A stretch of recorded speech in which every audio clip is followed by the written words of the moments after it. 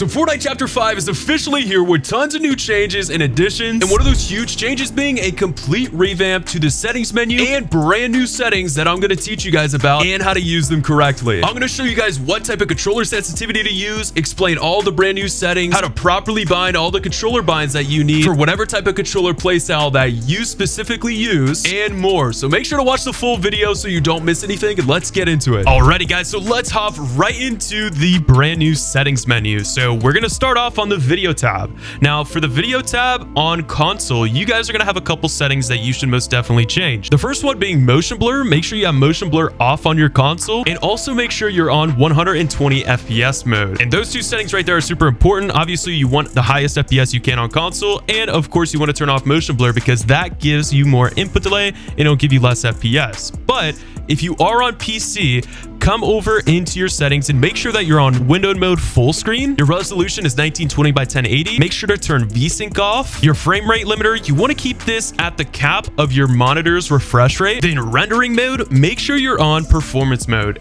No ifs, ands, or buts. Performance mode is the absolute best mode to be on. Even if it's just for getting better FPS, you can still have advantages whenever trying to see through your builds or trying to see opponents through your box and not having a lot of particles all over your screen from all the breaking builds from all the high meshes. So rendering mode, make sure to keep that on performance mode, okay? And then brightness, this is obviously personal preference, but I personally don't like any of the colorblind settings. I think all of them make your game look kind of bad, to be honest. And then 3D resolution, make sure you're at 100% on there. Then I virtualized geometry, make sure to have this off. I don't think you can change this even if you are on performance mode. And then make sure to have your view distance on near and your textures on low. The only thing I could say about view distance is you could put this at epic if you'd like, just to be able to see items flying in whenever you're landing in on a POI a little bit easier. So I do keep mine on near just because I want the best FPS I possibly can. And then of course you want to make sure you have your meshes on low. This is one of the benefits of being on performance mode. And then show FPS, make sure to have that on. And then report performance stats, you can keep this disabled or enabled. It's honestly just personal preference. All right, now moving on to the audio tab. They moved the audio tab all the way over here, but still nothing has really changed. All of your audio settings are personal preference, but if you do want to get a bit more performance out of whatever system that you're playing on, you could put your sound quality on low. This will give you a little bit more FPS, and the audio doesn't change a whole lot other than the sound of like the spaz shotgun. So I actually use this and I keep this on, but it's totally up to you. And then moving right into our game settings. So obviously it's really nice to have all of these where you can quickly go through. So I'm just going to go through each and every category and I'll explain them all to you. So language and region, this is obviously whatever language you speak and whatever servers you play on. And then the movement tab, a lot of people are going to be having questions about this because of the new movement. The new movement is really bad and it looks pretty rough. A lot of people are complaining about it on Twitter, and this is the first day of the season and I know a lot of changes will be coming. I do think Epic Games is going to eventually fix this, so I wouldn't worry too much about the new movement animations that they added. I think if they are going to be fixed, but these settings are still very important. So the first is toggle sprint, keep that on. Auto open doors, this is just personal preference, it's totally up to you. Mantle activation, I recommend that you have this on hold jump. And this brand new setting, hurdle activation, I also recommend that you have this on hold jump. This is pretty much just a brand new setting for climbing out of windows or hurdling over small objects. I recommend you want to do this manually and not have this do it automatically for yourself. And the reason why is because if you're in a fight with an opponent, you don't want to be accidentally hurdling over something where you can't use your shotgun or something like that. So recommend that you keep this on press jump. Now moving to the combat category, I keep everything off here. Obviously you do want to keep your preferred item slots on. Here are all of my preferred weapon slots right here. These are the best preferred item slots for controller players, 100%. So all of this good stuff, make sure you have all of this and get used to having your shotgun on your first slot. And now moving right into the building tab, reset building choice, definitely keep on. Disable pre-edit option, everybody knows to turn this off because it does give you a terrible edit delay on controller and even PC. If you ever miss an edit just like this, whenever you're going for a triple edit and then you miss this edit right here, a lot of the times that's because you have the disable pre-edit option on. So you want to make sure you have that off 100%. And then also turbo building, definitely keep that on. That's a no-brainer. Auto confirm edits, I obviously recommend that everybody use both for resetting and confirming your edits if you don't have a controller scroll wheel like me right here. I've shown this to some of my subscribers before, so most of you guys probably already know, but if you don't, use auto confirm edits on both. And then we'll skip the tutorial and move on to extra game options. So the only thing I have on here is turbo delete and creative, and tap to search to interact. Now, tap to search to interact is very, very useful whenever you're searching chests. I highly recommend it. It's chests, you know, ammo crates, whatever it is, llamas. You pretty much just tap once and it searches for you. You don't have to press and hold. So that's just a quality of life thing. But everything else, I recommend you keep off. And then, of course, your replay mode. Make sure you keep your replay modes all off. These will destroy your FPS and it'll give you a lot of input delay, especially if you're on console. So those definitely for sure need to stay off unless you're gonna actually use them. Down in color configuration, if you just hit start, this is pretty much just showing you your screen. So you can hit B, you can go all the way back down, and same thing with full range test. This is just to show the game scale of the calibration for your UI. So it's nothing extremely useful. I guess that's pretty cool that Epic Games threw this in there. So if you're in the lobby, you can, you know, get good screenshots, stuff like that, I guess. You know, different uses, I guess you could say. And then down in the energy saving mode, make sure you have both of these off. You don't want your system hindered from not having enough power to be able to push more FPS to your game. You want to make sure you have these off. This is definitely a no-brainer. Then moving on to the HUD options in the game UI. So obviously, if you want your damage numbers nice and big, just like mine, I recommend that you copy the settings that I have here.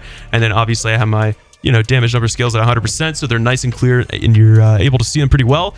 Also, down in the HUD options, I keep pretty much everything on. There's pretty much a couple things. This is really just personal preference, but only thing I do say is just keep runtime performance stats off. That could help a little bit in creative for, you know, FPS and stuff like that, because you don't want that working in the background. But other than that, all of this is personal preference, and, you know, these are my settings if you want to copy and you like how mine look. And now moving on to the gyro settings. So gyro aiming, I recommend on this tab, keep absolutely everything off. Nobody uses gyro aiming. Everybody has come to the census that, hey, you know, gyro aiming sucks. It's not very useful. There's no reason you should be using your controller and moving it around all like this. You don't need to do that to aim. The joystick is miles better, and, you know, everybody knows that. So all of your gyro settings off. Keep them off. You don't want your system searching for a compatible controller in the background, so just turn everything off or all the way to the very left. And moving right into the keyboard sensitivities, I obviously do not play keyboard and mouse, but these are my keyboard and mouse, I guess, settings if you want to see them. They're right here. And then they did change all of the keyboard controls as well, which is super nice because it's really easy to find stuff now. You can pretty much just go through this whole entire category just like this, and they did this for a controller too, so it's super easy to be able to get to your movement and to your building, communication, emotes, stuff like that. It's amazing. Now moving on to the controller settings. All right, so obviously there is the input. All right, and these are all of our controller settings here. We're going to start at the very top. Controller auto run, definitely have this on. This is obviously a no-brainer. Build immediately, Builder Pro. Yes, you want to make sure you have this on as well. Edit hold time. If you're still pressing and holding B or circle or, you know, Nintendo Switch, I think it's A, to edit any builds, then you need to change your editing bind, which I recommend you use down left stick. So, and we're going to talk about that later in the video. I'm going to set you up with good controller binds for whatever controller that you use. So don't worry about the edit hold time. And for the slide hold time, I recommend that you keep it at 0.070 seconds. This is the best in between both worlds of being able to slide whenever you want and being able to crouch whenever you want without accidentally, you know, doing one or the other when you're not meaning to. And then reset camera axis. This doesn't matter because these are gyro settings right here. I don't know why they're here, but we don't need to worry about those two. And then vibration, I recommend that you keep those off. Keep it off. It's terrible. Nobody likes it. Quick weapon beta. This is cool. They just added it, but this does give you a delay when swapping to any of your weapons. It's absolutely terrible. Even though it says the diamond delay at 0, it still does give you a delay. I covered this in one of the recent videos that I just made on this setting, and it's absolutely terrible. So pretty much I just recommend that you keep the setting as it is and make sure you just have this off. And now moving on to your sensitivity. So this is your look sensitivity to ADS sensitivity. This is your non-advanced options, okay? So if you come to the use advanced options and you turn this off, this is pretty much the only settings that you have. And the reason I have mine both at 1 and then I come to advanced options and I turn this back on, having these two on helps your crosshair placement, and it does slow down your linear joystick for all of your crosshair crosshair placement for controller. It's really hard to explain, but all I recommend is that you try this. Try throwing these both on 1 and try throwing these both on 10 and see what you like. See how you like it and see how it feels for you. In my personal opinion, I have the best aim and the best building and mechanics I've ever had on 1.1. So I recommend that. And then build mode sensitivity and your edit mode sensitivity.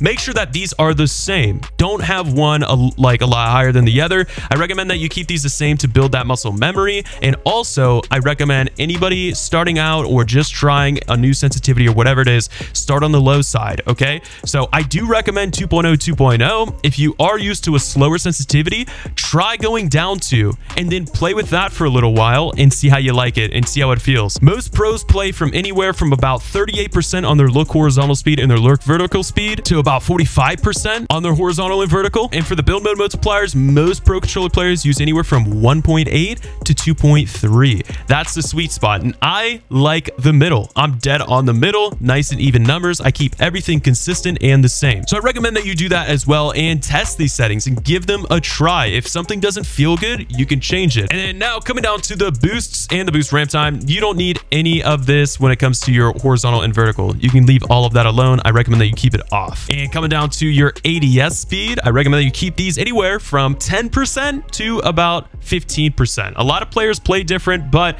what I found and what I tested and what works best for me is anywhere from 10 to 11%. I get absolutely deadly beams. A little secret weapon that I use to get my aim down sight speed a little bit more precise at long range is I'll turn the turning boost ramp time up by 20 seconds. This will pretty much slow down your ADS speed when you're trying to make small adjustments. It helps a lot, and I recommend that you try that. And also, look dampening time is pretty much the same thing. I'll maybe turn this up to, 0.3 or 0.4 seconds, depending on what controller that I'm using. So give these two a shot and tell me what you guys think. I think they're super helpful. And of course, look at put curve. If you're not on linear, you're taking the L, man. I recommend that you use linear. Linear is definitely better than exponential overall. Even if you do play zero builds, I recommend that you play linear. But if you already are used to exponential and you don't want to change it, that's also fine too. Don't feel like you have to play on linear. Do whatever works for you. But I will say my best guess is that probably somewhere around in the range of 95% of controller players are using linear. And then coming down to the dead zones, if you do have stick drift and you want to move up your dead zones a little bit,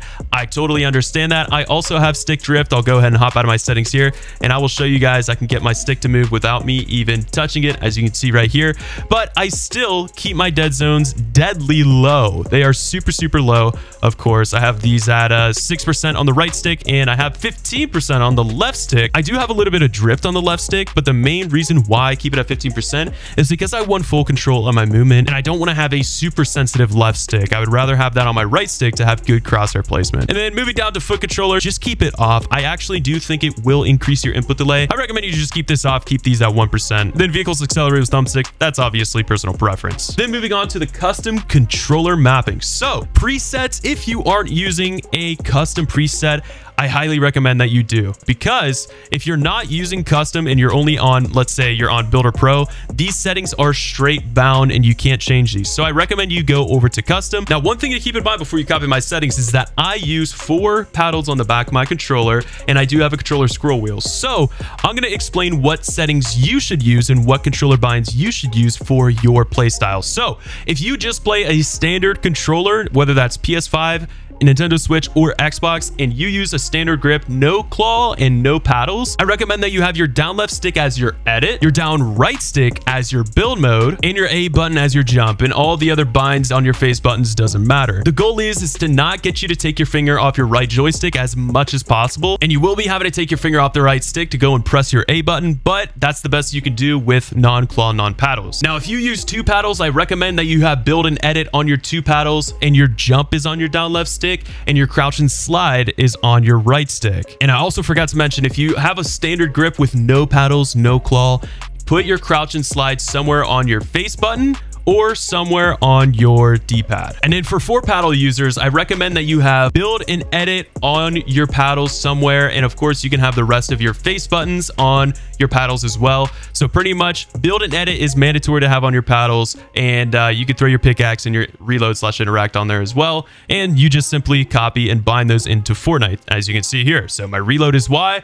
This is my Y paddle right here. My pickaxe is B. That's my B paddle right there. Then I have my edit and my switch mode as well. So obviously, when it comes to your D-pad as well, you can custom bind all of this stuff, and it's pretty easy to get to as well. So you can go to building, go to edit, emote, miscellaneous, routing, gyro, LTM, game modes, all this good stuff. It's really, really easy, and it's much easier to try to go in and try and change the setting quickly, you know, if you just want to test stuff out. I do have switch mode / edit bound to my D-pad, and this setting right here, having this bound to your controller somewhere, is very helpful for getting rid of an edit delay on controller. If you do use switch mode / edit, do not press your D-pad bind. Make sure that you keep your paddle bind or your down left stick edit the same. You don't want to change that, but you also want to put switch mode / edit on your D-pad or somewhere bound to your controller so you get rid of that input delay. Then obviously, once we come down to edit, we need to have our confirm bind and our reset bind on our bumpers, guys. So I recommend your right bumper be your reset and your left bumper be your confirm.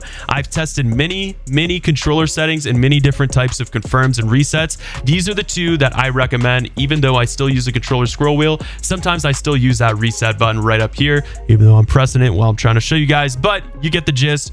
Use these two binds for your reset and confirm. And then if you have any other questions, I'll just go ahead and skim through this really quick so you guys can see all of my controller settings, anything that I do miss. Here it is. Here's how I use it. But guys, listen, before you go, make sure to hit the subscribe button. I'm almost to 200,000 subscribers. And if you watch the full video, I want to see who the real ones are and who watches my full videos. So go down in the comments and comment the secret keyword 200K, and I want to see who actually made it to this part of the video. And I'll try to heart and like every comment and even subscribe back to some of you guys. I think that's cool. And if you thought this video was good, you're gonna love this video. This is how to edit faster on controller. So go ahead and click it if you want to learn how to get better on controller and get faster edits. So go ahead and click the video and I'll see you in there. Thanks for watching to the end. Much love. Peace, gang.